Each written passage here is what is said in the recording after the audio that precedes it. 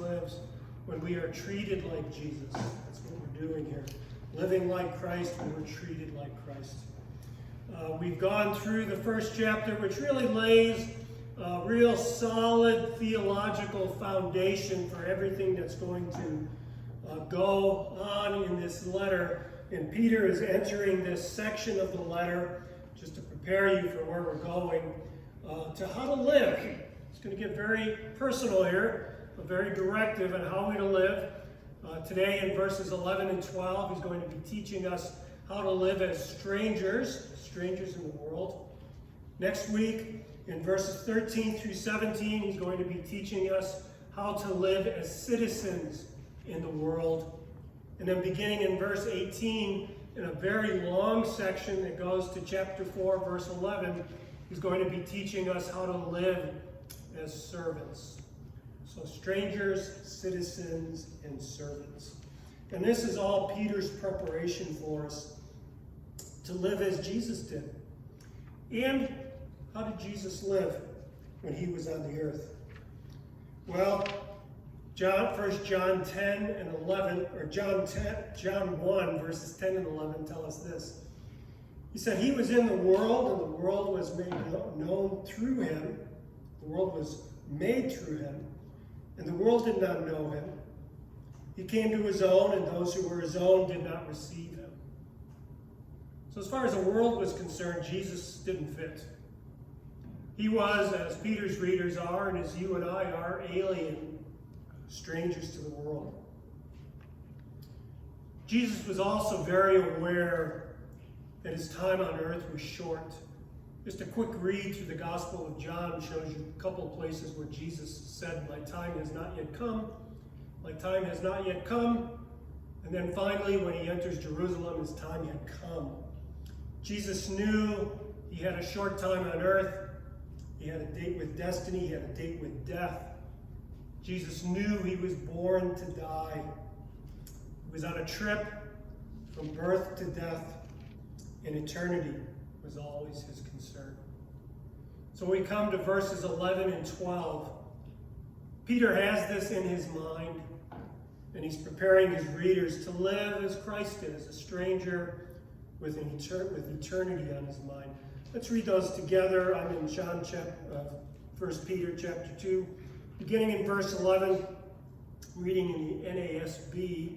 If you have a different translation, just follow along. It says, beloved, I urge you as aliens and strangers to abstain from fleshly lusts, which war against the soul.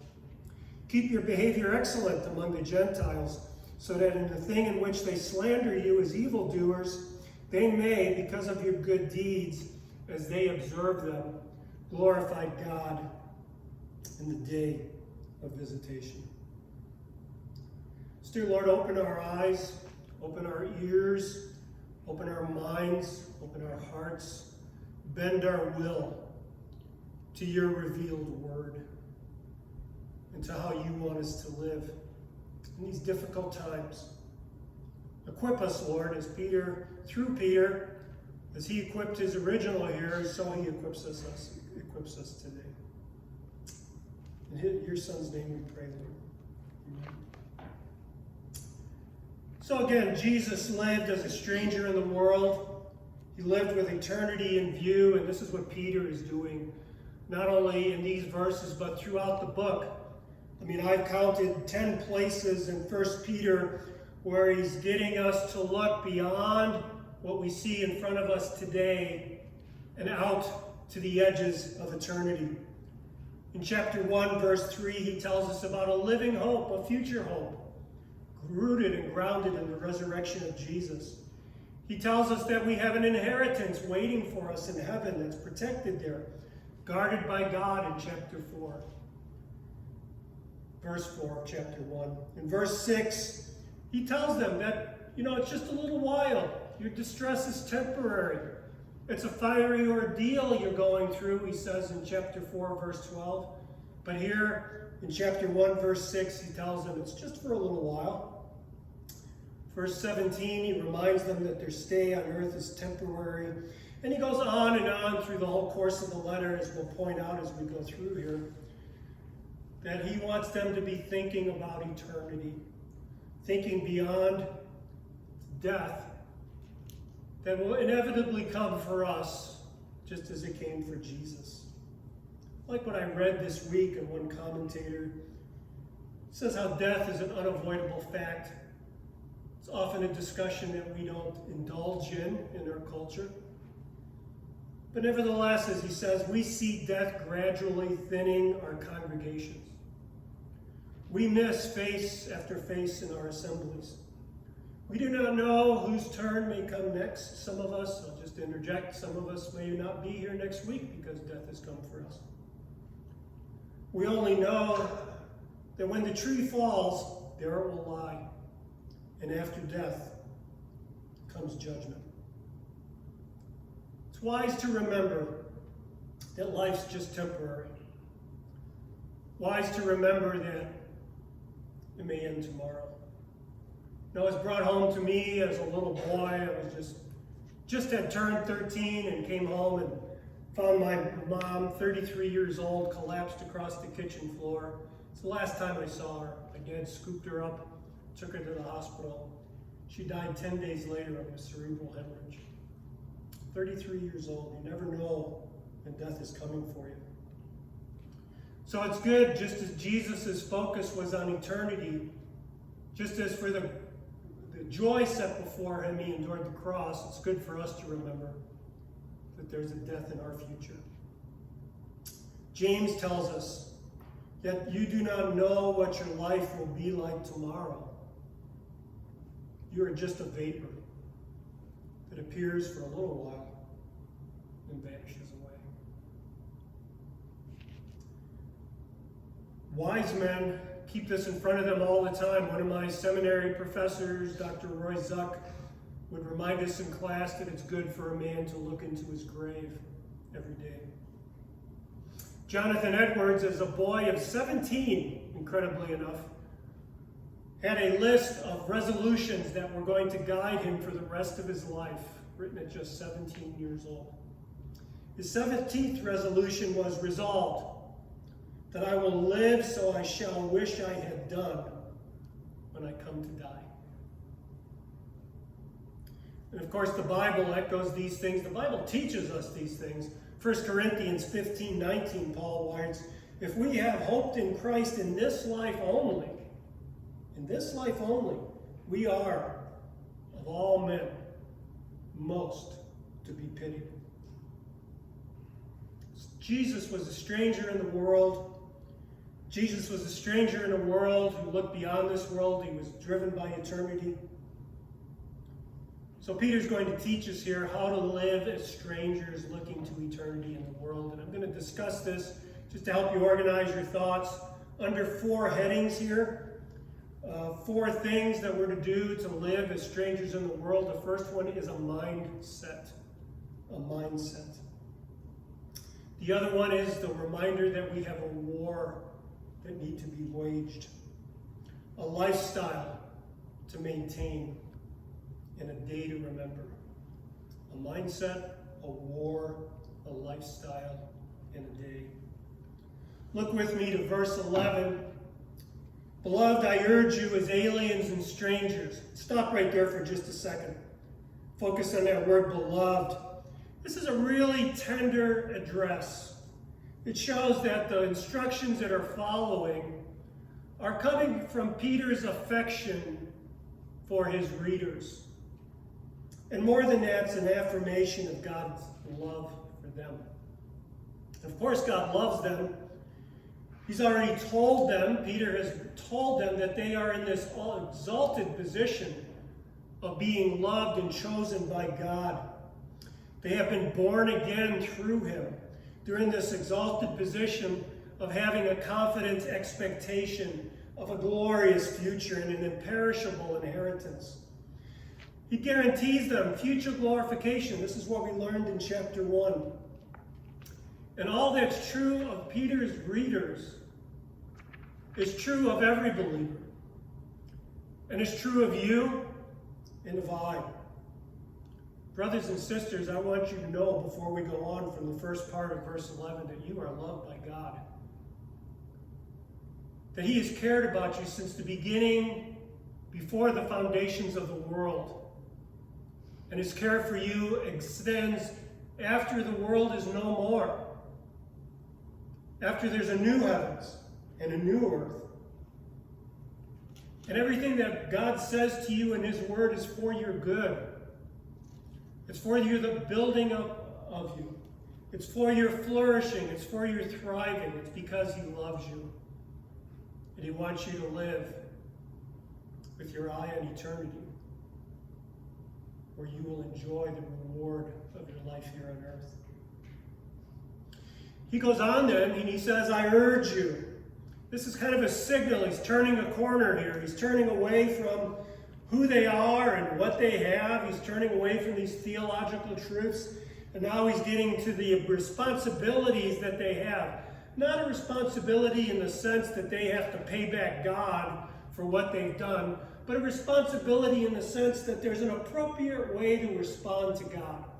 You're never going to be able to pay back God for the eternity of good that he's done for you as his beloved. But there is an appropriate way to respond. And that's what he's talking about here. He's urging them. It's kind of a call for his readers to resolve in their mind. If you look back to verse 13, I think, of chapter 1, he says, therefore prepare your minds for action and keep your spirits sober.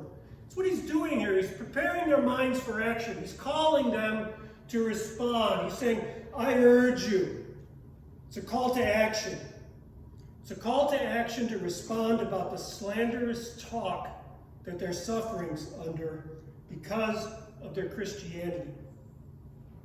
He's calling them again and giving them exact instruction in how to prepare their minds and be sober.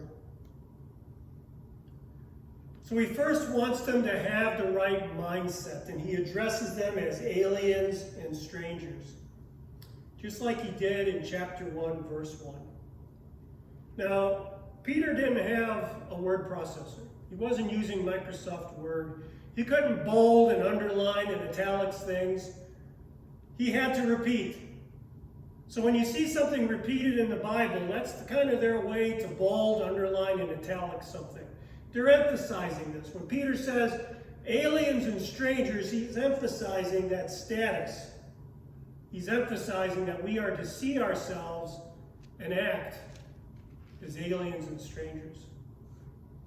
Now, Sherry and I have been privileged to travel a lot, and no matter where we've gone, and we've gone from Shanghai, China, between the two of us, from Shanghai, China, all the way east to Belarus and Eastern Europe, no matter where we went, we were foreigners and people knew it. The way we acted, of course, the way we talked, tipped people off that we ain't from around here, right? You could tell. You could tell today when people are foreigners. We had this interesting encounter this past, Thursday? And the dog, my daughter's dog, was barking his head off. I thought he was just being his normal pain. But I figured I better go see what he's barking about. And sure enough, on our front porch, there was an older woman standing on our front porch. We had our front porch light on, so it looked inviting. And I started talking to her, and she didn't know a lick of English. She was from Hungary, holding up her phone. English. No idea. Finally, after a while, I figured out that her phone, if you've traveled overseas, unless you tell your phone provider that you need to make some adjustments, your phone is not going to work overseas. Her phone wasn't working here. She had been out for a walk and got lost. She was trying to call her daughter. So she wanted us to call her daughter so her daughter could come and get her. Of course, I kicked her out to the curb and went back in the house and shut off the light. But my point is that she was a foreigner here. She was a stranger. She was an alien. She acted differently. She didn't know the language. She couldn't get along. So, You see that foreigners kind of stand out, just like Sherry and I stood out when we were traveling. And it was interesting, you know, we went to some really interesting places, had good times. But the longer we were away, and we were never away more than 2 or 3 weeks, the longer we were away, the more we wanted to go home. We look forward to being home. We look forward to getting back. We long for it. Brothers and sisters, you and I are not from here. If you don't feel it yet, you will. That you and I don't belong here. You and I have a way of speaking and acting and interacting that's not like the people on earth. We're true citizens of heaven. We're ruled by our triune God. His word is our law and constitution. God is our Father. Jesus is our brother, and we bear a family resemblance to them. We don't fit. We are born again strangers in a world that's dying. We're visitors from heaven here. And we're on this short trip, just passing through. Before long, we'll be headed for home. And for many of us, myself included, we're longing to go there. We're longing to be with the Lord. And as I said in 1 Peter 1:6, it's just a short time. Some of you know that already. You know, I'm old enough where I can look back and say, man, that went by fast. Man, my life has just zipped by. Wonder how many years I have left. It goes by so quickly. Only a little while. Before we know it, it'll be over. Now, most people in the world are not thinking that there's more beyond this. They're thinking this is it. They're thinking that we need to get all the pleasure, all the joy, everything we can, because this is really as good as it gets. We know that this is going to be as bad as it gets. Do we have a glorious future waiting for us? I love what again, one of my professors at Dallas Seminary said, most people think that they're in the land of the living, heading toward the land of the dead. But the truth is, we're in the land of the dying, heading toward the land of the living. That's us. Is that your mindset? Is that your mindset this morning as you've come into the church? Are you living as a stranger on a short trip in a place you don't belong, heading for home? Do you live according to the manners and customs of heaven? Or are you indistinguishable among the people of the earth? What about your vision for the future? Are you living until the day you die? Or are you motivated for the eternity that awaits you? An eternity that is coming, that is inevitable, that can't be missed. Are you like Jesus? For the joy set before him, endured the cross. Are you willing to endure abuse, slander, is what Peter talks about here, for Christ, knowing that there's an eternal reward waiting for you? Brothers and sisters, more and more I have to adopt this mindset myself. And I challenge you to adopt that same mindset of living as a stranger and alien in this world and embracing it. As Peter tells us, to prepare our minds for action and live soberly, perhaps every day we need to remind ourselves that we don't belong here. That our trip to heaven could be at any moment. We could leave. We could be on our way. We need to be living now, not to get the good things that the world has, but to store up for ourselves treasures in heaven, protected for us there, waiting for us there, that will be rewarded and given to us when we go stand before the Lord. So let's go on to point number 2 here, the war to wage. Look at the rest of verse 11. It says to abstain from fleshly lusts, which war against the soul. A war to wage. The word abstain, if you look it up in English, what that word means is to restrain yourself, hold yourself back. The Greek word means to keep a distance from something. The next part of the verse, this verse that we're in, tells us that what Peter is calling us to do, he's urgently calling his readers to take action, and that action is to abstain from the lusts of the flesh. His readers are called to keep a distance from these lusts of the flesh, to make sure that there's some space, if you will, between them and these fleshly lusts. And what are these? Specifically, what are these fleshly lusts? Well, we can look at other places in the Bible. If we want to build a theology of fleshly lusts, we can look to Galatians 5, verse 19. Listen to me as I read them. It says, "Now the deeds of the flesh are evident, which are immorality, impurity, sensuality." Let me stop there for a second. These are the things that come to mind when we talk about fleshly lusts, isn't it? Sexual things, inordinate desires, sick desires. We're surrounded by a world right now that's full of sick desires. Impurity, sensuality. He goes on to another category here, 2 more deeds of the flesh.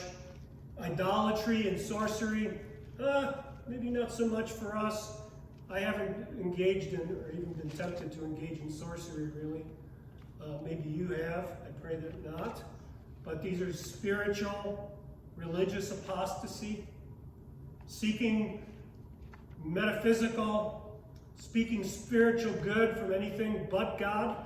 That's what these things are, this second category. And then he has a longer category here I want you to take note of, because these might hit a little closer to home. Enmities, strife, jealousy, outbursts of anger, disputes, dissensions, factions, envying, drunkenness, carousing. It's a little bit more personal and intimate. In case I missed any that you're involved in, he closes that section out by saying, "And things like these." Things like these.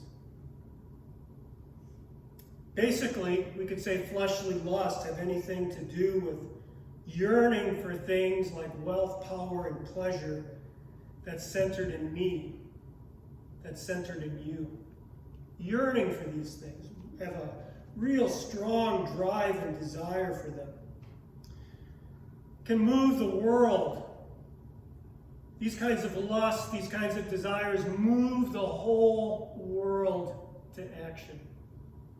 But it can also move believers to self-seeking action just as well. That's why Peter warns us to abstain from these things. They're a draw.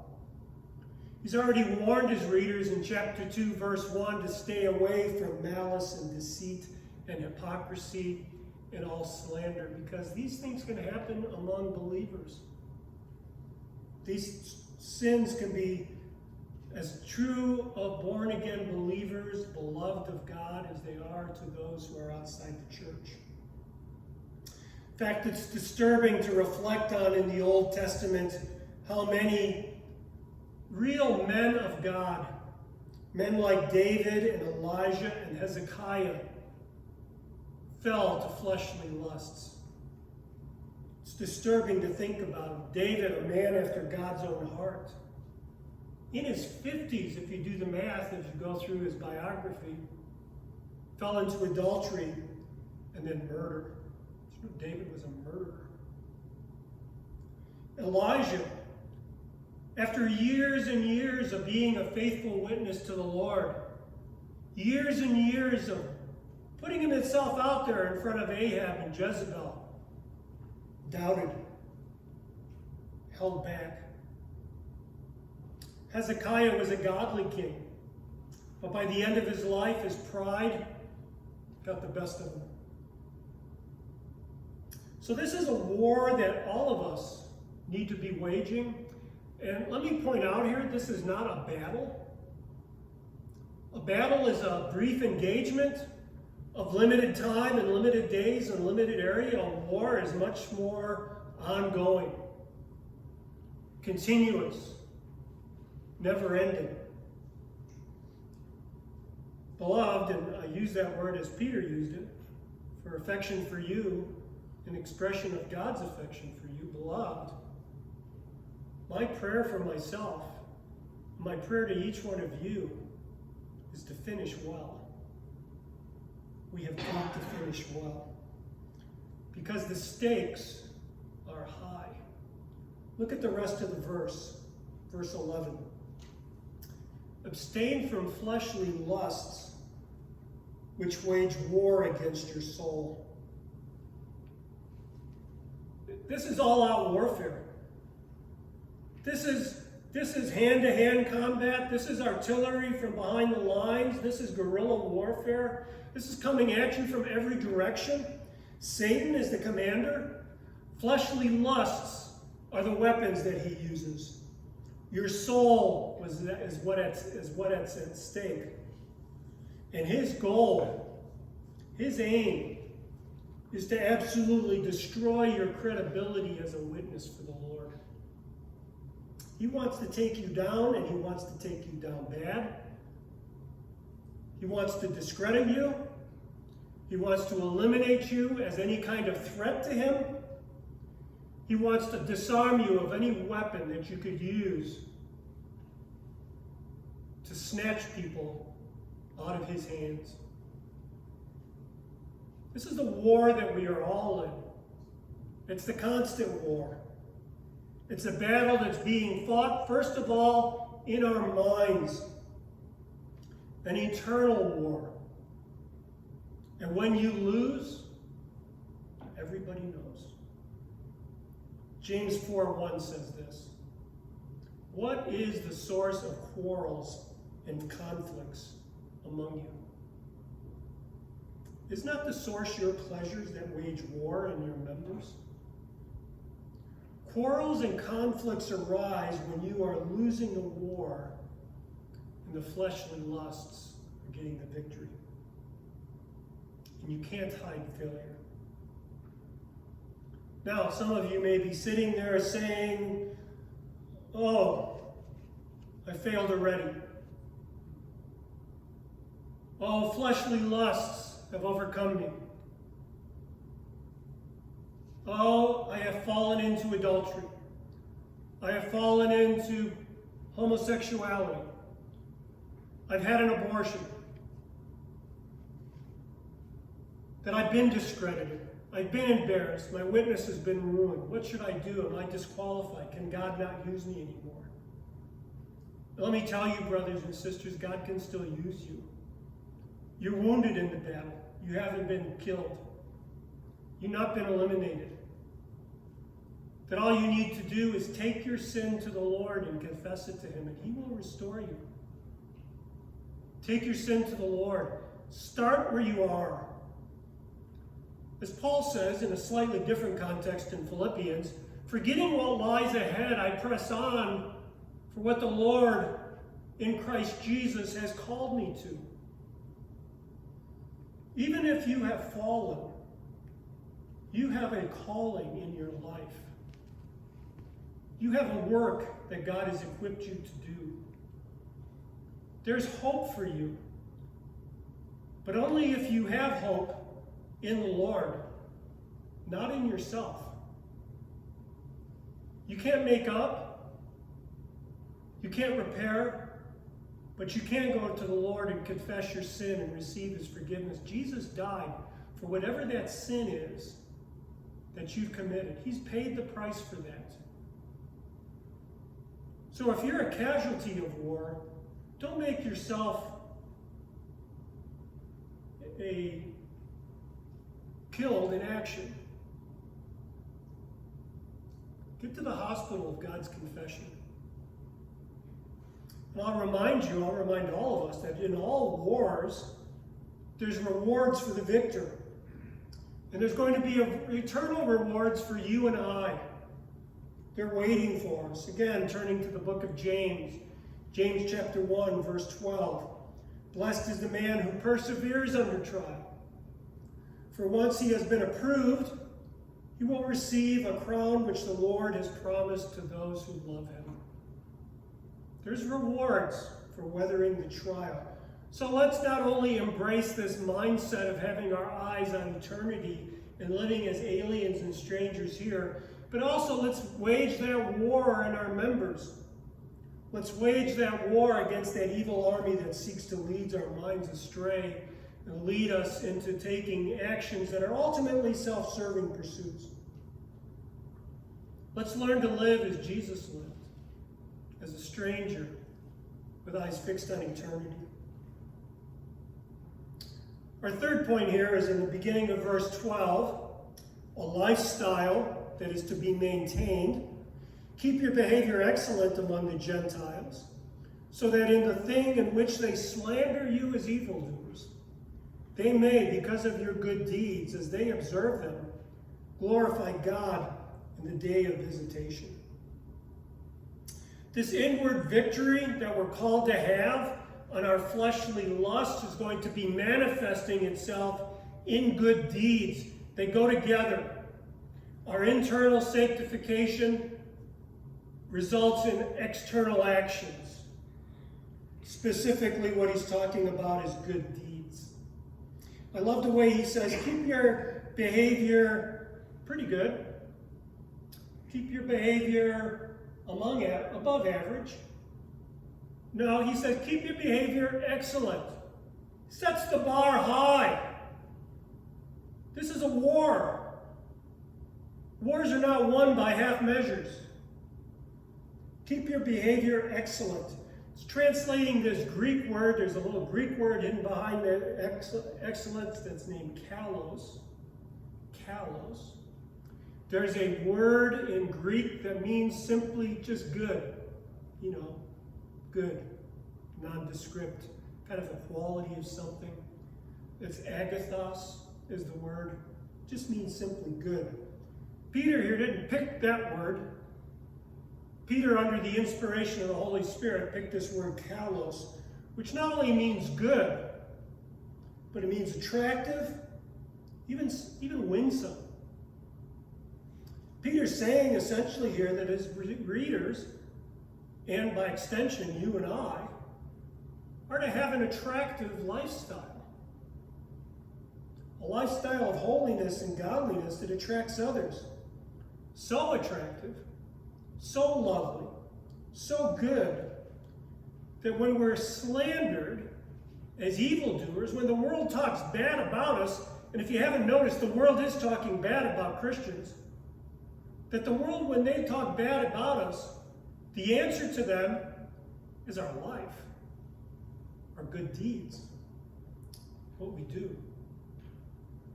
And the slander that's being brought against them is these Christians are being called evildoers. Now, this is not quite a technical phrase, but it is a charge, a legal charge, that was brought in the first century against Christians. There's a whole range of things they're being accused of. If you look in chapters 16 and 19 of Acts, you can dig some of those out from the Bible. But also history tells us a whole litany of things that Christians were accused of in Peter's time. They were accused of rebellion against Rome. You can imagine why, because they said Christ is their king. They were accused of cannibalism. Can you imagine? Because they ate the body and blood of Christ in their love feasts. So they were also accused of incest, because they talked openly of the love feast that they were going to share. They said they were engaged in subversive activities against Rome's economy and against their societal progress. Brothers and sisters, that's what we're being accused of today. That we are not progressive. That we're not evolving with everyone else who understands that a person can choose their own gender, that they can change their sex, that they can love whoever they want. We're not evolved at that level, and we are against social progress. It's exactly what we're being accused of. They were accused of being opposed to slavery. And believe it or not, they were even accused of being atheists. And why is that? Well, they only believed in one God. Not a whole pantheon of gods. Only one God. This is what Peter's readers were facing every day. As Peter was writing this letter, as this letter was in the post traveling to Asia Minor, as it made its way from group to group and church to church in Pontus and Galatia and Cappadocia and Asia and Bithynia, this is what they were facing. This is going on in Peter's time. They were being spoken of degradingly and slanderously, and their reputations were being defamed while this letter was on the way. You kind of wonder how they were responding. What were they doing before this letter arrived? Maybe they were retreating, getting into their little holy huddles in Christian culture and slamming the doors behind them, only associating with their kind. Maybe they were gathering together in little Christian settlements. Maybe, in fact, they were first century preppers. You know who preppers are, right? Maybe they were storing up food and water, arrows and spears and shields, everything they thought they needed to hold out until Jesus came back. But Peter would have none of this. Peter would not tolerate any of this kind of behavior in these people. And he's teaching as an apostle. Instead, Peter wanted them to engage with the people around them. In fact, this verse says they were to put their good deeds, what they did, on display. It's as if Peter is telling them to swing open the doors of those little house churches that are meeting in your homes and invite those slandering people in. Let them see how you live. Let them see what you're doing. Let those Gentiles, those non-believers, in and see what's going on in your good deeds.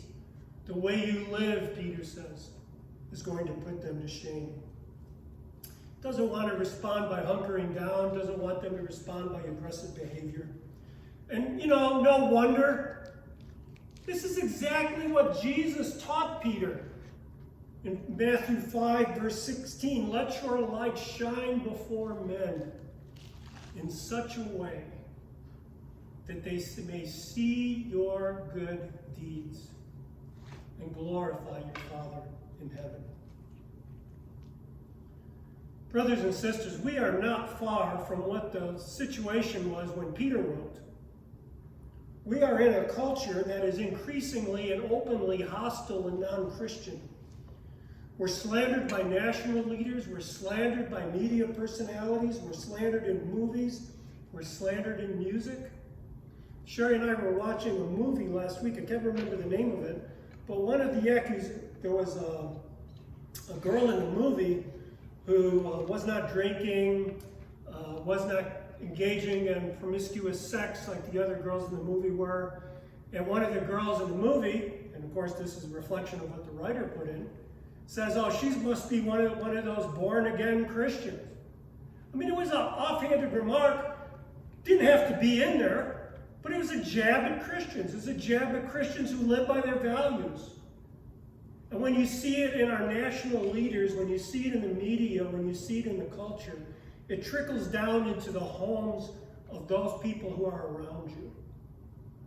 Your neighbors, your non-believing friends. It trickles down among your non-believing families. And maybe some of you have already faced slander. Maybe you've already experienced this before you got to this letter. Maybe slander has been something that's been leveled against you because of your Christian belief. Peter tells us here that we need to respond because not with anger, but with patience. And I stand here and I'm pained to tell you, sad to tell you, really, heartbroken in some ways, that slander is not only something that Gentiles do to Christians. Sometimes slander is something that Christians do to other Christians. It's a reality. Maybe that's happened to you. Maybe that soured you on the church, that made you turn away from the church. But let me tell you that slander from other believers or professed believers is only to be expected. For a couple of reasons. Number one, we are all in this room. You look around, we are all at different places in our own sanctification. You know, things I struggled with as a young believer, I don't struggle with anymore. I have new struggles today. So it's only to be expected. Maybe the fleshly lust we once indulged in is exactly where a brother or sister is right now and what they're fighting. We're all at different levels. We're all at different levels of maturity. We shouldn't deny that. But when a sincere brother or sister comes to you, or you hear that they are slandering you behind their back, you need to respond to them with grace, as the Lord responds to you with grace. You need to respond to them with patience, as the Lord responds to you with patience. You can leave the church. You could go to another church. But let me tell you, it's not going to be any different. You have a church filled with people who are at different levels of sanctification, different levels of holiness. It's just going to happen. Get over it. Be the adult. Be the more Christ-like one. When you're slandered by your brother or sister, respond with grace and humility. Not only that, not only are we at different levels and places in our sanctification, but Jesus warned us in Matthew chapter 13 that we are going to have what he called wheat and tares in the church at the same time. That is, true and false believers. Now, a wheat and a tare, if you've ever looked at those stalks, they look very similar. And Satan has his very similar looking followers in our church. He is in every church. He is seeking to stir up strife, stir up anger. He's attacking the weakest believers and using them. Satan has his followers in every church. Fake believers, false believers, people who profess Christ but don't possess him. And we need to be on the lookout for that. We need to be on the response to that. We need to respond again with grace and patience, but we need to respond. And who knows, when we respond with grace and patience, maybe it'll turn their mind. Maybe it'll be instrumental in their conversion. I'll tell you more personally that in the year I've been here, I have been slandered. I have been slandered by people that attend a church and people who have visited. As some of you know, I've gotten long voicemails from visitors who have been here and insulted me personally. This should not be. Brothers and sisters, this should not happen in our fellowship. We are to love, we're to esteem, we're to encourage, we're to educate, we're to edify, we're to use our gifts to the building up of each other. This doesn't mean we can't have disagreements. It does mean we can't be disagreeable. It doesn't mean that we can't have disagreements, but we shouldn't be demeaning and disparaging toward a brother or sister. And if there's someone in this fellowship, if you come across someone perhaps that I don't know about, or a visitor who had left here unhappy, mark that person. Mark that person as someone of need of prayer, of need of maturity, and possibly of salvation. William Barclay said, here's a timeless truth. Whether we like it or not, every Christian is an advertisement for Christianity. So when you're slandered for his faith, for your faith, for your commitment to the Lord, when you're slandered because of your commitment to his word, Peter's told us several things that we're to do. Adopt that stranger mindset. Don't get settled. Be a stranger. Check your motive. Wage war against your fleshly lusts. Am I being driven by a fleshly lust or not? And then behave in an exemplary way, a way that's above reproach. We'll talk about it when we get to 1 Peter 3, but 1 Peter 3:16 also says keep a good conscience. You don't want to always trust your conscience, but you don't want to ignore it either. Now, Peter closes this instruction on how to live with strangers with one more thing here. A day to remember. Again, he wants us to fix our hope on eternity, not now. Look at the end of verse 12. It says, glorify God, that is, the Gentiles may glorify God in the day of visitation. What does that mean, day of visitation? Seems like commentators are kind of divided on this thing. Some commentators think that that's the day when Jesus comes back and judges them. They look to Luke 19:44 for support for this. And in that verse, Jesus warns Jerusalem that there is a day of visitation coming upon the nation for rejecting him. He's talking about the destruction of 70 AD. Sounds like a day of visitation is a day of judgment to me. But on the other hand, when you look through the Bible, and if you were here on Wednesday night, we noticed several times that to glorify God or to give him glory is used to describe people who come to a saving faith. I've got a whole list of verses here that back that up. But that seems to be the most common use in the New Testament, that the day of visitation is the day when saving faith comes upon somebody. It's not a guarantee that it will. The verse said may, not will. It's not a decree. So myself, I'm going with the view that what Peter's talking about here is that the right kind of Christian response to slander may in fact lead to somebody's salvation. May lead the unbeliever to respond. Just think about that. Your godly reaction to slanderous opposition may be the very thing that rescues somebody from Satan's grip. Might be the very thing that is going to result in somebody being snatched out of the fires of hell, as Jude 23 puts it.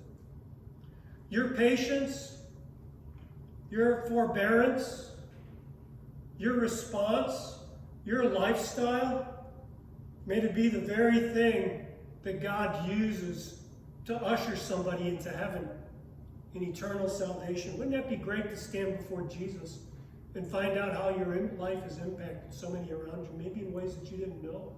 You were just going about your business, trying to live as a stranger as best you could. On the other hand, your ungodly reaction might be the thing that just seals un-Christians in their hatred of Christianity. You could be the one whose impatience and argumentativeness and ridicule and disparaging rejoinders can seal their fate. They might look to you and say, you see, there's a Christian. Look at the way they're treating me. In fact, not only your reaction, but perhaps even your unwillingness to engage with someone that God has put right in your life, your unwillingness to engage with them, can leave and abandon an unbeliever to the eternal, conscious torment, which is hell. You need to live in light of eternity. What your actions do today makes a difference for you in eternity and makes a difference for other people. Prepare your minds for actions, brothers and sisters. Be sober. Let me conclude by just summing up that we are called here not to live as people settled in the world, but be living as strangers. Not self-serving people, not driven by our own fleshly lusts, by our own desires and demands, but rather battling these fleshly lusts. We aren't to be behaving like the world, but instead behaving like Jesus, and not living for the pleasures of the world, but striving for eternal rewards. Now, for some of us, I understand this may be hitting close to home, this may be calling you to a radical change in your life. For others, it might be just a course correction. And for others still, it might be just a call to be resolved, to continue in what you're doing. But for all of us, it's a call to action. It's a call to respond, to live as citizens of heaven, as strangers in the world, driven by eternity and not by our fleshly lusts. Still, Lord, I pray you, Father, to take these words to our heart and our minds. Take these things deep into us,